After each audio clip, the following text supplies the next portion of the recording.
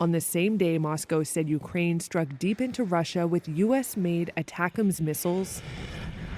President Vladimir Putin lowered Russia's threshold for a nuclear response to be able to respond to a broader range of conventional attacks. Russia has the world's biggest nuclear arsenal, and Putin is the main decision maker on how to use it. The change was published on the 1,000th day of the war in Ukraine and drew swift rebuke from its president, Volodymyr Zelensky. Especially this day, they presented nuclear weapons strategy. Why? They didn't present peace strategy.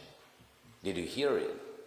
Did you read about it? No, of course. Of course, nuclear weapons strategy. Putin wants war. Speaking in Brazil, Russian Foreign Minister Sergei Lavrov warned against cherry-picking what's in the new doctrine, saying, "I hope this doctrine will be read." The old one said Russia could fight nuclear with nuclear or use nuclear weapons against a conventional attack that threatened its very existence. Analysts say the big change now is that Russia could consider a nuclear strike in response to a conventional attack that posed what it called a critical threat to its sovereignty or territory.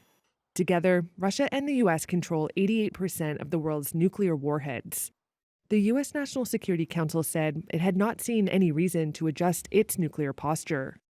Moscow has been warning the West for months that if Washington gave the green light to Ukraine to fire U.S., British, and French missiles deep into Russia, it would consider those NATO members to be directly involved in the war.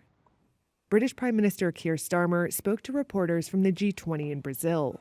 There's irresponsible rhetoric coming from Russia, and that is not going to deter our support for Ukraine. Moscow's forces are advancing at their fastest pace since the early weeks of the conflict, with some Russian and Western officials alike saying the war could be entering its final and most dangerous phase.